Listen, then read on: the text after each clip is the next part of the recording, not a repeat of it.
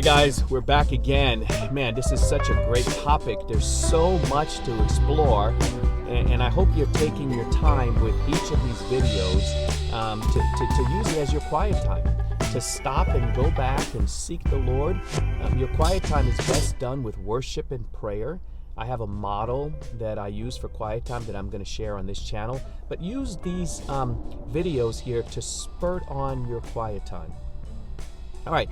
So we've been looking at the topic of calling and purpose, and we've been exploring practical truths from Scripture that can help us identify our purpose and calling. And I want to mention here at this point that there isn't like a magic bullet verse that's going to say, "Therefore saith the Lord, this is thou calling." I don't even know if that's a word, but let's go with it. Thou calling. I don't think so. Rather, what we see are nuggets all throughout Scripture where God is restoring humanity back to their original state, their Adamic state. God is bringing us back to our state as Adam and Eve when we are in perfect fellowship with Him. And it's at that state that God creates man and woman with the following charter. You can find this in Genesis chapter 1 and 2. He says that be fruitful and multiply and rule, govern, shepherd, govern. Okay, that's key. We've been called to rule, number one. Number two, we're called to cultivate and keep. Rule, cultivate, and keep. Rule, cultivate, and keep. If you put that together, it all seems that we've been called to manage and steward. Manage and steward. And so here's a question, right? All throughout Scripture, God is bringing us back to the way that He originally created things, where humanity was made in His image, and humanity was made to manage and steward. I think it's very interesting that the writer of Proverbs is Solomon, and at 19 and 20, he's called, there's that word, called to be the king of Israel. And he says that the people were so numerous, a multitude, he couldn't even count them. So many people. What an amazing task, and probably an anxiety-producing task for somebody who's 19 or 20.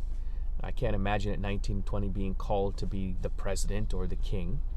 And probably not something he wanted to do right away. And there's another principle there. When we look at our calling, first of all, isn't that word interesting? Calling. It implies that someone else is calling you. You're not calling yourself. You're being called to a task. And you're being called to a task with your gifts and abilities.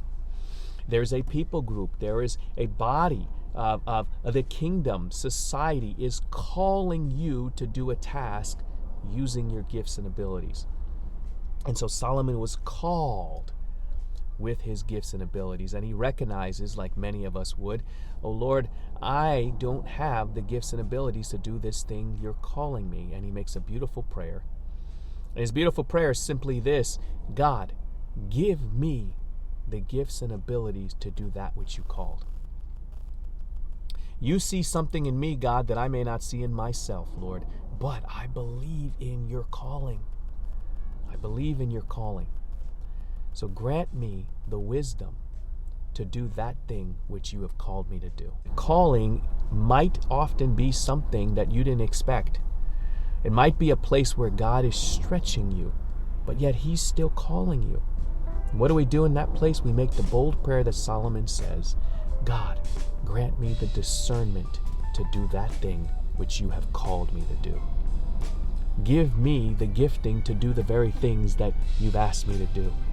If you ask me to do it, I can do it. You've seen something in me that I may not even see in myself. Now, God, give me the discernment to do that which you called."